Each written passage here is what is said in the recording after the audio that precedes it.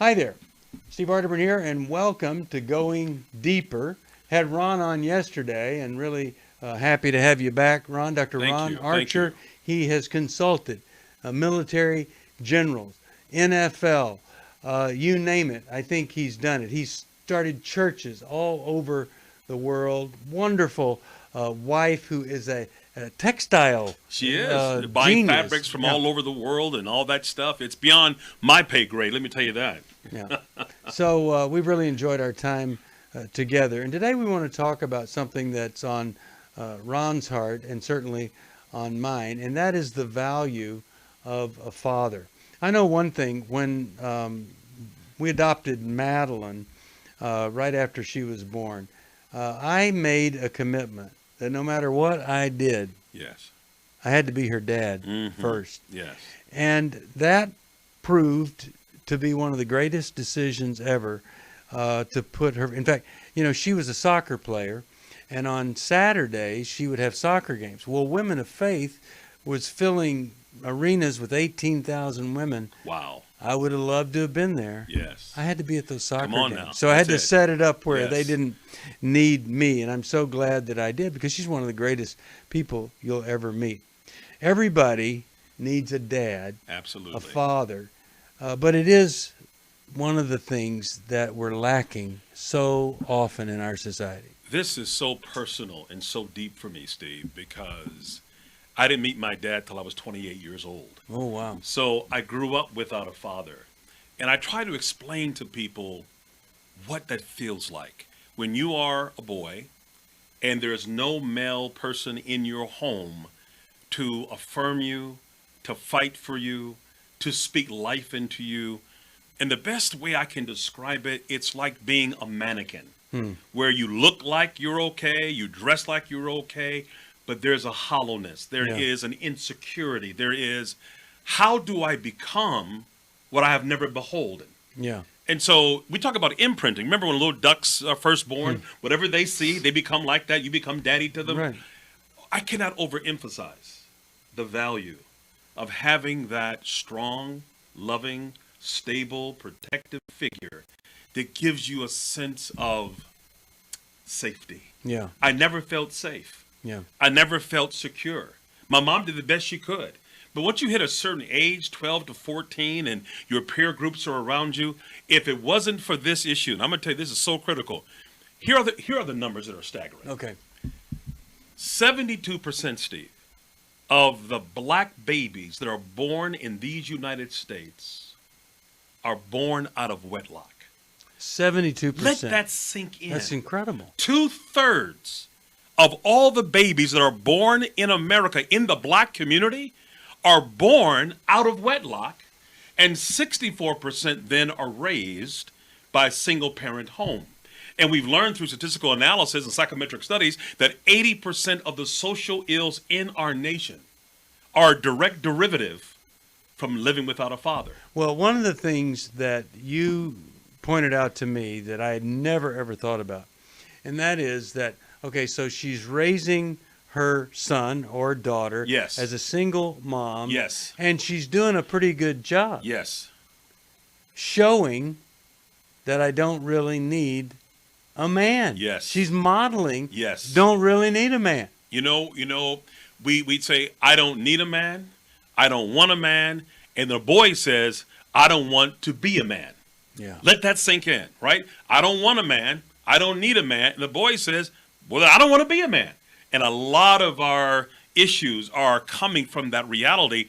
And so many women of color who I love, and God bless you. My mom is, half white, half black. I know the struggles you're dealing with, but we need to, if we can't provide fathers, the other issue then is the power of mentoring. What saved my life? What saved my life was having an amazing pastor. At the Good Shepherd Baptist Church in Cleveland, Ohio. That's Eddie awesome. Hawkins, man, he was a Marine. And he had no time for nonsense. Yeah. So to be around him, he said, you might be poor, but your shoes can be shined. You might only have one suit, but it can be clean. You better, if you come around me, keep your nose clean, your mouth shut, and you learn something. And it was, yes, sir. That man changed my life. He changed. I saw what I wanted to be. You know what I'm hearing that he had he had expectations. Yes, he did. Yes, he did. And When you preach at his church, you better understand hermeneutics, homiletic, exegesis. He was a scholar. You better get up there and say, Mary had a little lamb. You better be able to preach the word of God and do your homework or you'll never preach again. So he had high. Let me say it again. High. Here's a challenge in our own community. God bless you, black mothers. Black moms tend to raise their daughters and spoil and enable their sons. But when you have a man who expects something out of you, demands it, and holds you accountable, you grow. Yeah. You develop. So without him, I don't know where I would have been. You know, I think it was Condoleezza Rice the other day said there is a soft bigotry in low expectations. Oh, that's beautiful. That's profound. I mean, it really is. Yes, She's a brilliant woman. She is. And, you know, it's not even bigotry in your own community.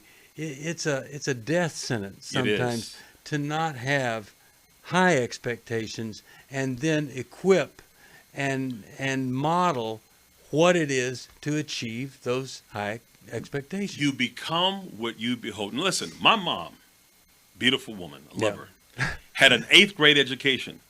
But she made sure I valued it. She would always say to me, the more you learn, the more you earn, the more you know, the more you grow.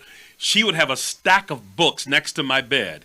And I had to give a book report to forget about school. Yeah. She would say, okay, who's Adam Clayton Powell, right? Who is George Washington? I want to know that you know these great men. And I had to stand up before her and give a book report on all the books she gave me. You know what it did?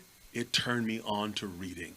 I couldn't get enough. I got lost in the world of pedantic nomenclature and academic jargon, man. It really changed me. And so there are no chains on the libraries. If you can't do anything else for your child, sister in the hood, let him fall in love with reading. Whatever subject he likes. Ben Carson was a poor student. You know Ben Carson. He's Secretary of HUD. You know, he's a great doctor, surgeon, brain surgeon.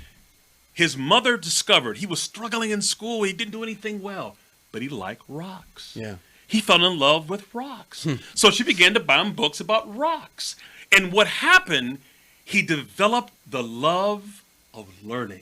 And once you learn to love learning, you can learn anything. So you got to find, that's what it says, raise up a child in the way he should go.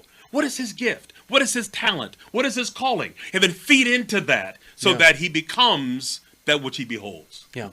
And I can't think of anything more valuable than trying to nurture that reading. And you know, really, when you're younger, if it doesn't come natural, it always came natural to Solomon.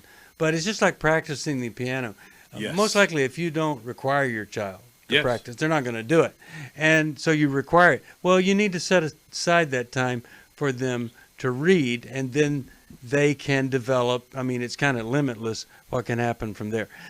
There are certain things that a mother does for a young boy. Yes. And she really can teach him how to love. She can teach him so many things. But a father or a male mentor really shows him kind of another dimension of living that just doesn't come from a mother.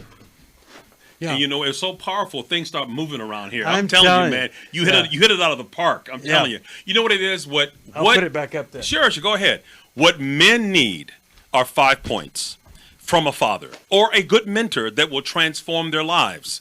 Number 1, be present. Here, be present. Okay, number 1. Be present. Be present. Now, I'll tell you the story. When I was a young pastor, there's one thing, you know, I love preaching. I love coaching. I didn't like going to hospitals. Okay. You know, I was 23. What did I know about sickness and illness? Yeah. I didn't know. I'm like, what do I say?